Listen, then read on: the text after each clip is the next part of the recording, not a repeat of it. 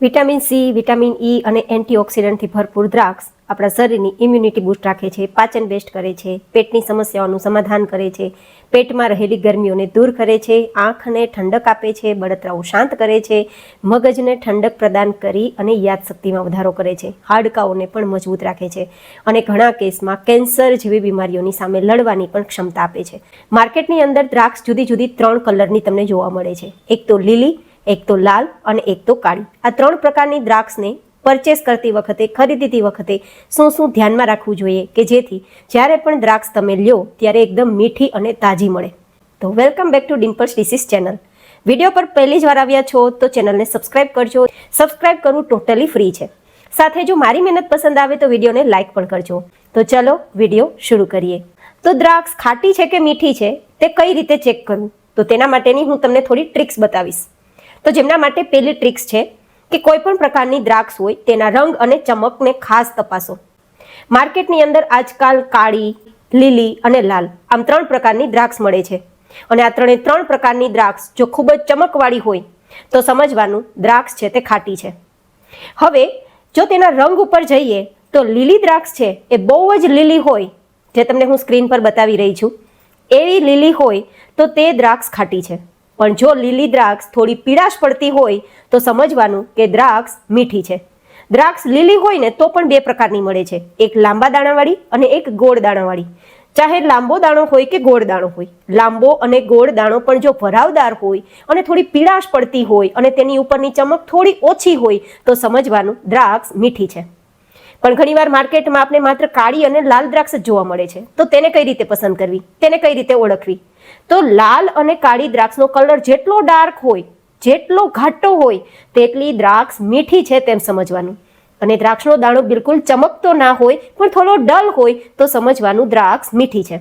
હવે બીજી ટ્રિક્સ તમને બતાવું છું. દ્રાક્ષને ખરીદતી વખતે તમારે દ્રાક્ષનો લુરખો હાથમાં લેવાનો.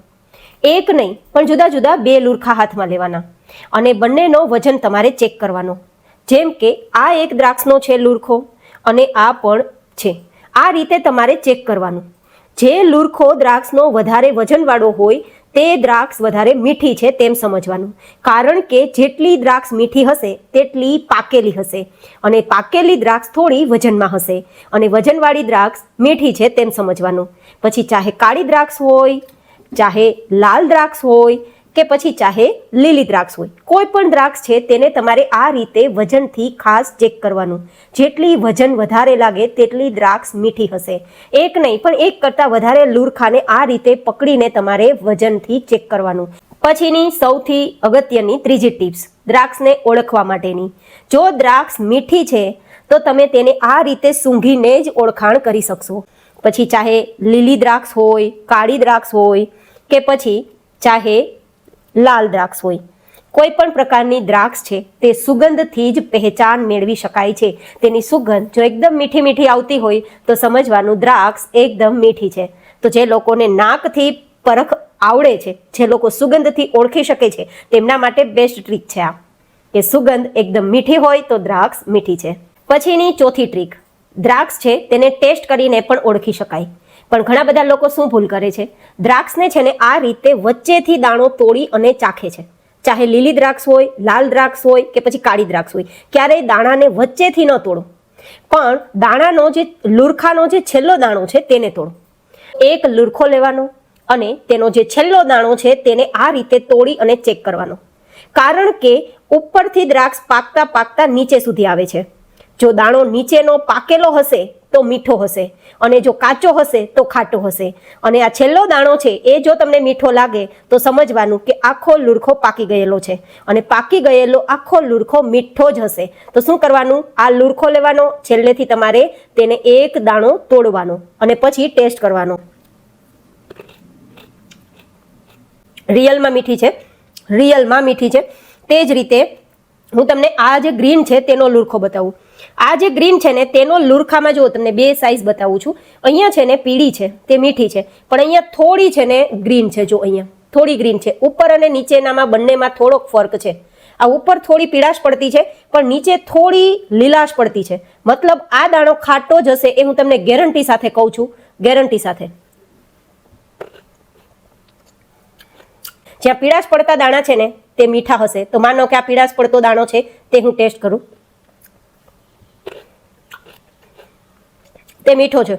પણ અહીંયાથી જે છેલ્લો દાણો હું જોઉં છું ને તો એ મને ખાટો લાગે છે. મતલબ આખો લુરખો પાક્યો નથી, અડધો પાક્યો છે, અડધો કાચો છે.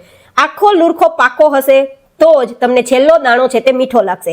અને છેલ્લો દાણો લુરખાનો જો મીઠો લાગે તો સમજવાનું દ્રાક્ષનો લુરખો આખો પાકી ગયો છે, મતલબ આખા લુરખાની બધી જ દ્રાક્ષ છે તે મીઠી હશે.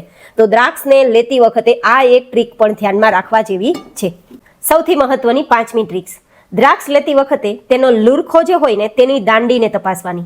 જો બહુ જ લીલી દાંડી હોય અને સાથે ચમકતી હોય, પછી દ્રાક્ષ કોઈ પણ પ્રકારની હોય, કાળી હોય, લીલી હોય કે લાલ હોય, જો એની દાંડી બહુ જ લીલી હોય અને ચમકતી હોય તો એ દ્રાક્ષ ખાટી જ હશે. કારણ કે લીલી દાંડી મતલબ લુરખો કાચો છે, અને જેટલો લુરખો કાચો એટલી દ્રાક્ષ ખાટી.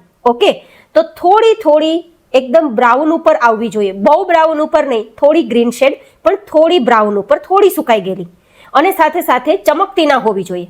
તો એ દ્રાક્ષનો લુરખો પાકી ગયેલો છે, મતલબ બધી જ દ્રાક્ષ મીઠી છે. આ એક ટ્રિક્સ સાથે પણ તમે સમજી શકો છો કે દ્રાક્ષ ખાટી છે કે મીઠી છે. તો આજ મેં તમને જુદી જુદી 5 પ્રકારની ટ્રિક્સ બતાવી છે કે જ્યારે પણ તમે દ્રાક્ષ ખરીદવા જાઓ કે લેવા જાઓ માર્કેટમાં, તો કેવી દ્રાક્ષને પરચેસ કરવી, કેવી દ્રાક્ષને લેવી કે જેથી જ્યારે પણ દ્રાક્ષ લ્યો ત્યારે મીઠી દ્રાક્ષ આવે. કે હવે પછીનો પ્રશ્ન, દ્રાક્ષ છે તે થોડા જ સમયમાં ખરાબ થઈ જતી હોય છે, તો શું ચેક કરવાનું?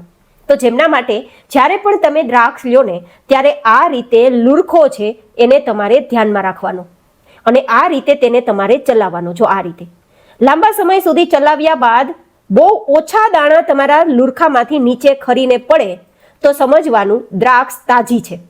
પાકેલી છે કે નહીં એ તો આપણે જોઈ લીધું, મીઠી છે કે નહીં એ તો આપણે ચેક કરી લીધું, પણ દ્રાક્ષ તાજી છે કે નહીં તે ચેક કરવા માટે આ રીતે તમારે કોઈ પણ દ્રાક્ષનો લુરખો છે તેને ચલાવવાનો. કાળી દ્રાક્ષ, લાલ દ્રાક્ષ કે લીલી દ્રાક્ષ, જો બધા જ દ્રાક્ષના દાણા પટાપટ ખરી પડે તો દ્રાક્ષ વાસી છે, તાજી નથી તેમ સમજવાનું. પણ કોઈ દાણા ખરે, બાકી બધા દાણા લુરખામાં ટકી રહે તો સમજવાનું દ્રાક્ષ તાજી છે.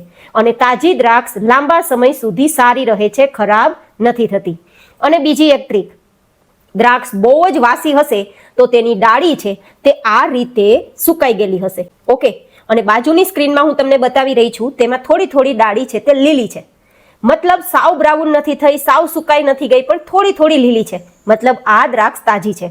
પણ આ દ્રાક્ષ તમે જુઓ એકદમ ડાળી છે તે સુકાઈ ગયેલી છે, અંદરની ડાળી છે, આ ડાળી છે, પછી આ દ્રાક્ષનો જે દાણો છે તેનું આ મોઢું છે, આ બધું સુકાઈ ગયેલું છે. ચાહે લાલ દ્રાક્ષ હોય, આ ચાહે કાળી દ્રાક્ષ હોય કે પછી આ ચાહે લીલી દ્રાક્ષ હોય, બધા જની ડાળી સુકાઈ ગયેલી છે, અને તેના જે મોઢા છે દ્રાક્ષના તે પણ સુકાઈ ગયેલા છે, મતલબ દ્રાક્ષ વાસી છે. તો આ જુદી 2 ટ્રીકથી તમે સમજી શકો છો કે દ્રાક્ષ તાજી છે કે વાસી છે. જો તાજી હશે તો લાંબા સમય સુધી સારી રહેશે, અને વાસી હશે તો થોડા સમય પછી ખરાબ થઈ જશે. હવે પછીનો અગત્યની બાબત શેર કરવા જઈ રહી છું કે દ્રાક્ષની ઉપર તમને સફેદ કલરની કોટિંગ દેખાતી હશે. આ રીતે તમે જુઓ, અહીંયા તમને આ બધી જગ્યાએ કોટિંગ દેખાય છે ને, આ જે સફેદ કલરનું કોટિંગ છે, બધી જ દ્રાક્ષમાં કોટિંગ હોય જ છે, પણ ખાસ કરીને આ તમને જે ડાર્ક કલર છે ને તેમાં વધારે દેખાશે. જેમ કે આ લાલ છે તેમાં સફેદ કોટિંગ દેખાય છે, કાળો કલર છે તો તેમાં સફેદ કોટિંગ દેખાય છે. આ એક પ્રકારનો પાવડર છે. આ કેવો પાવડર છે? એક કેમિકલ કોટિંગ વાળો પાવડર છે. જે પાવડર આ દ્રાક્ષ ઉપર છાંટવાથી દ્રાક્ષને લાંબા સમય સુધી તાજી અને ફ્રેશ દેખાડી શકાય છે. તો વેપારીઓ છે તે લાંબા સમય સુધી દ્રાક્ષને ફ્રેશ અને તાજી રાખવા માટે આ કેમિકલ જે કોટિંગ છે તેનો પ્રયોગ કરે છે, પાવડરના રૂપમાં છંટકાવ કરીને, જેને બ્લૂમ કહેવામાં આવે છે. પણ હવે આ બ્લૂમ છે, આ જે વ્હાઇટ પાવડર છે તેને ખાતી વખતે કાઢવો ખૂબ જરૂરી છે, નહીં તો આપણા શરીરમાં ફાયદાની જગ્યાએ નુકસાન થઈ શકે છે. તો એ ધોવાની પ્રોસેસ શું કરવાની છે? તમારે જ્યારે પણ દ્રાક્ષ બહારથી લઈને આવો ત્યારે સાદા પાણીથી નથી ધોવાની, પણ તેને ઉપર લાગેલું કેમિકલ બ્લૂમ કોટિંગ છે તેને કાઢવા માટે હુંફાળું ગરમ પાણી લેવાનું. જેટલી આપણી દ્રાક્ષ ડૂબી શકે તેટલું લેવાનું હુંફાળું ગરમ પાણી. તેમાં 1 થી 2 નાની ચમચી જેટલું નમક મિક્સ કરવાનું, અને બંનેને મિક્સ કર્યા બાદ દ્રાક્ષને તમારે તેની અંદર ડુબાડી રાખવાની 2-3 મિનિટ માટે, અને પછી હાથથી થોડું ઘસીને સાફ કરી લેવાનું, જે તમે જોઈ શકો છો બાજુની સ્ક્રીન પર. એકવાર સરસ મજાનું આ નમકવાળા પાણીથી સાફ થઈ જાય પછી સાદા પાણીથી તમારે ફરીથી તેને વોશ કરવાનું. સાદા પાણીથી ધોશો તો જે નમકવાળું પાણી છે તે નીકળી જશે, અને સાદા પાણીથી ધોયા બાદ જો શક્ય હોય તો 10 મિનિટ માટે સૂર્ય તાપમાં રાખી દેવું, જેથી એક તો વિટામિન ડી મળશે, કારણ કે દ્રાક્ષને સૂર્યતાપમાં રાખશો ને તો એમાં વિટામિન ડી આવી જશે, તો એક તો વિટામિન ડી પણ મળી જશે, સાથે તેમાં રહેલા કોઈ પણ પ્રકારનું કેમિકલ છે તે રિમૂવ થઈ જશે, બળી જશે. તો આ રીતે કરશો તો વેલ એન્ડ ગુડ તમને દ્રાક્ષ ખાવાના ફાયદા મળશે. તો આજે આપણે શું શું જોયું? પહેલા એ જોયું કે દ્રાક્ષ ખાવાના ફાયદા શું છે, પછી એ જોયું કે માર્કેટમાંથી દ્રાક્ષ લેતી વખતે શું શું ધ્યાનમાં રાખવું જોઈએ કે જ્યારે પણ દ્રાક્ષ લઈએ ત્યારે મીઠી દ્રાક્ષ આપને મળે. પછી આપણે જોયું કે દ્રાક્ષ કેવી લેવી કે લાંબા સમય સુધી સારી રહે, ખરાબ ના થાય, તાજી આપને મળે. પછી આપણે જોયું કે દ્રાક્ષને કઈ રીતે સાફ કરવી કે તેના પર રહેલું કેમિકલ કોટિંગ બરાબર રીતે નીકળી જાય અને તેના ફાયદા આપણે મેળવી શકીએ. તો આઈ હોપ કે તમને આ જુદા જુદા પ્રશ્નો સાથે મેં જે ટિપ્સ અને ટ્રિક્સ શેર કરી છે તમને પસંદ આવી હશે. પસંદ આવી હોય તો વિડીયોને લાઇક કરજો, ચેનલને સબસ્ક્રાઇબ કરજો. ફરી મળીશું નેક્સ્ટ વિડીયોમાં. ત્યાં સુધી stay healthy and stay happy. Bye bye.